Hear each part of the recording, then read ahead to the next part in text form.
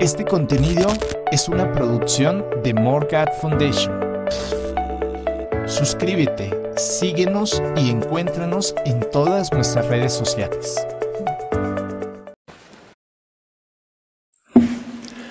En el libro de Mormón termina con una invitación inspirada de Moroni de venir a Cristo, ser perfeccionado en Él, olvidarnos de nosotros y de toda cosa inmunda y de toda cosa que venga a nosotros con todo el poder, alma y mente. De interés resulta que la última frase de su instrucción anticipe tanto la resurrección como el juicio final. Él dijo: pronto iré a descansar en el paraíso de Dios, hasta que mi espíritu y mi cuerpo de nuevo se reúnan, y sea llevado triunfante por el aire para encontraros ante el agradable tribunal del gran Jehová, el juez eterno de vivos y muertos. Me intriga el uso que hace Moroni de la palabra agradable para describir el juicio final. Otros profetas del libro de Mormón describen de manera similar el juicio como un día glorioso, uno que debemos esperar con el ojo de la fe. Sin embargo, cuando pensamos en el día del juicio, nos vienen a la mente otras descripciones proféticas tales como vergüenza y terrible culpa, espanto y miedo y miseria interminable. Creo que este contraste en las expresiones indica que la doctrina de Cristo permitió a Moroni y a otros profetas esperar ese gran día con entusiasmo y esperanza, en lugar del temor del cual advertían a quienes no estuvieran espiritualmente preparados. ¿Qué entendía Moroni que ustedes y yo debamos aprender? Ruego la ayuda del Espíritu Santo mientras consideramos el plan de felicidad y de misericordia del Padre Celestial, la función expiatoria del Salvador en el plan del Padre y cómo responderemos por nuestros pecados en el día del juicio.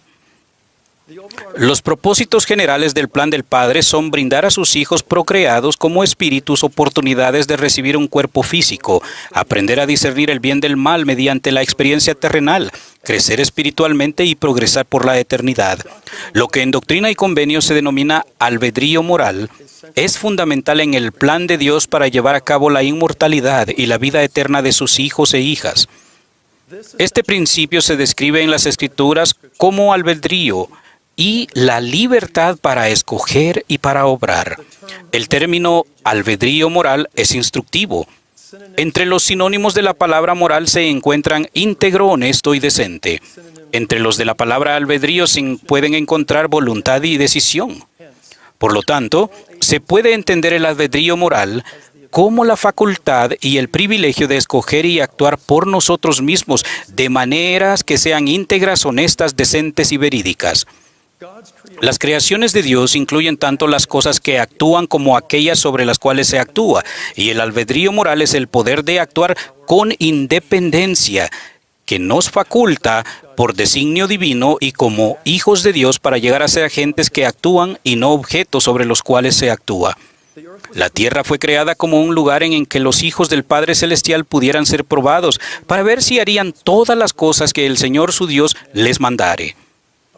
Y uno de los propósitos de la creación y de nuestra existencia terrenal es brindarnos la oportunidad de actuar y convertirnos en lo que el Señor nos invita a llegar a ser. El Señor instruyó a Enoc: he allí a estos tus hermanos, son la obra de mis propias manos, y les di su conocimiento el día en que los creé, y en el jardín de Edén le di al hombre su albedrío. Y a tus hermanos he dicho, y también he dado mandamiento, que se amen el uno al otro y que me prefieran a mí, su Padre. Los propósitos del ejercicio del albedrío son que nos amemos unos a otros y que prefiramos o escojamos a Dios. Ambos propósitos se alinean con el primero y el segundo gran mandamiento de amar a Dios con todo nuestro corazón, alma y mente, y amar a nuestro prójimo como a nosotros mismos. Piensen en qué se nos manda. No se nos exhorta ni aconseja, sino que se nos manda que usemos nuestro albedrío para amarnos unos a otros y escoger a Dios. Permítanme sugerir que en las Escrituras el calificativo moral no es solo un adjetivo, sino quizás una directiva divina sobre cómo debemos usar el albedrío. El himno Haz el bien se titula así por una razón. No se nos ha bendecido con albedrío moral para que hagamos lo que queramos y cuando queramos. Más bien, de conformidad con el plan del Padre, hemos recibido el albedrío moral para buscar la verdad eterna y actuar de acuerdo con ella. Siendo como somos nuestros propios agentes, debemos estar anhelosamente consagrados a causas buenas, hacer cosas de nuestra propia voluntad y efectuar mucha justicia. La importancia eterna del albedrío moral se pone de relieve en el relato del concilio preterrenal que se encuentra en las Escrituras. Lucifer se rebeló en contra del plan del Padre para sus hijos y pretendió destruir el poder de actuar con independencia.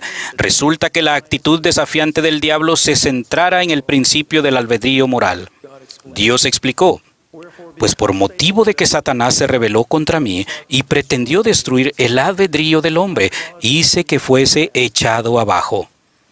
El plan egoísta del adversario consistía en despojar a los hijos de Dios de la capacidad de llegar a ser sus propios agentes, la cual les permitiría actuar con rectitud. Su intención era confinar a los hijos del Padre Celestial a ser objetos sobre los cuales solo se pudiera actuar.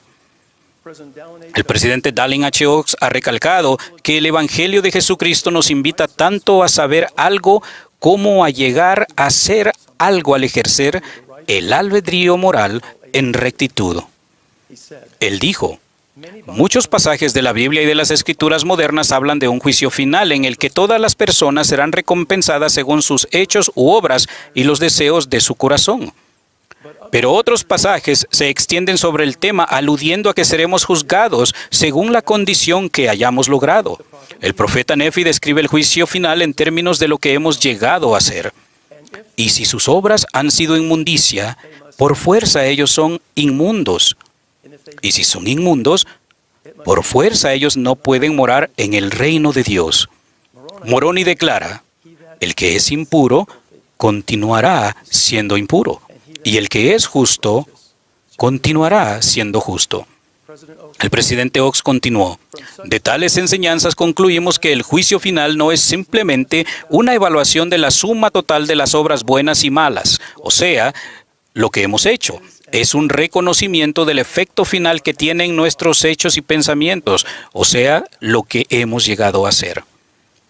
Nuestras obras y deseos por sí solos no nos salvan ni pueden hacerlo. Después de hacer cuanto podamos, solo nos reconciliamos con Dios por medio de la misericordia y gracia disponibles mediante el sacrificio infinito y eterno.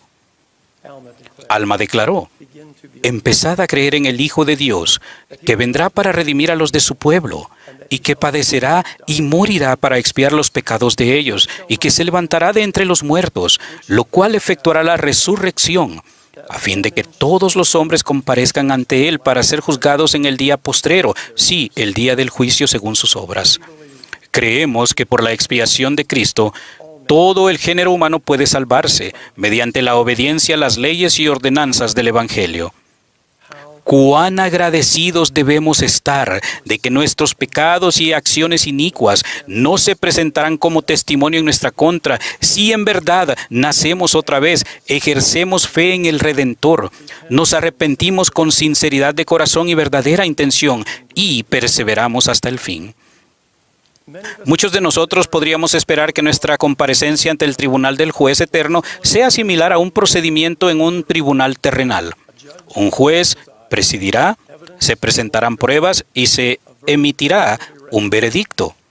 Y hasta es probable que sintamos incertidumbre y temor hasta que conozcamos el resultado final. Pero creo que tal caracterización es inexacta. Diferente y a la vez relacionado con los temores terrenales que a menudo experimentamos, es lo que las Escrituras describen como temor o el temor del Señor. A diferencia del temor del mundo que causa alarma y ansiedad, el temor del Señor invita a la paz, seguridad y confianza a nuestra vida. El temor recto abarca un profundo sentimiento de reverencia y asombro por el Señor Jesucristo, la obediencia a sus mandamientos y la expectativa de que el juicio final y la justicia están en su mano. El temor del Señor surge de una correcta comprensión de la naturaleza divina y la misión del Redentor, la disposición a someter nuestra voluntad a su voluntad y el conocimiento de que todo hombre y mujer tendrán que rendir cuentas de sus deseos, pensamientos, palabras y obras terrenales en el día del juicio. El temor del Señor no es una aprensión renuente a presentarnos ante Él para ser juzgados. Más bien es la expectativa de reconocer finalmente en cuanto a nosotros las cosas como son y como realmente serán. Todos los que han vivido, que viven ahora o que vivirán en la tierra, serán llevados a comparecer ante el tribunal de Dios para ser juzgados por Él según sus obras, ya fueren buenas o malas. Si nuestros deseos se han inclinado hacia la rectitud y nuestras obras han sido buenas, lo que significa que hemos ejercido fe en Jesucristo, hemos hecho convenios con Dios y los hemos guardado y nos hemos arrepentido de nuestros pecados, entonces el tribunal del juicio será placentero. Como declaró Enos, estaremos delante del Redentor, entonces veremos su faz con placer. Y en el postrer día seremos recompensados en rectitud. Por el contrario, si nuestros deseos han sido para mal y nuestras obras malas, entonces el día del juicio será causa de pavor. Tendremos un conocimiento perfecto, un vivo recuerdo y un vivo sentimiento de nuestra propia culpa. No nos atreveremos a mirar a nuestro Dios, sino que nos daríamos por felices si pudiéramos mandar a las piedras y montañas que cayesen sobre nosotros para que nos escondiesen de su presencia, y en el postrer día recibiremos nuestra recompensa de maldad. En última instancia, somos nuestros propios jueces. Nadie tendrá que decirnos a dónde ir. Estando en la presencia del Señor, reconocemos lo que hemos llegado a hacer en la vida terrenal y sabremos por nosotros mismos dónde deberemos estar en la eternidad. Comprender que el juicio final puede ser agradable no es una bendición reservada solo para Moroni. Alma describió las bendiciones prometidas que están disponibles para todo discípulo fiel del Salvador. Él dijo: el significado de la palabra restauración es volver de nuevo mal por mal, o carnal por carnal, o diabólico por diabólico, bueno por lo que es bueno, recto por lo que es recto, justo por lo que es justo, misericordioso por lo que es misericordioso. Trata con justicia, juzga con rectitud, y haz lo bueno sin cesar. Y si haces todas estas cosas, entonces recibirás tu galardón. Sí, la misericordia te será restablecida de nuevo, la justicia te será restaurada otra vez. Se te restituirá un justo juicio nuevamente, y se te recompensará de nuevo con lo bueno.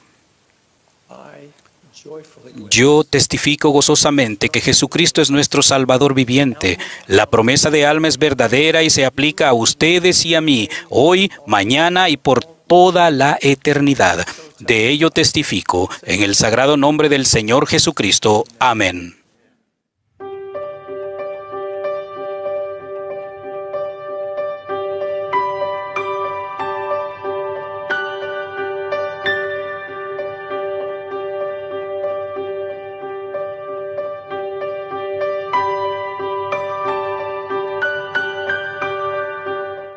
Este contenido es una producción de More God Foundation.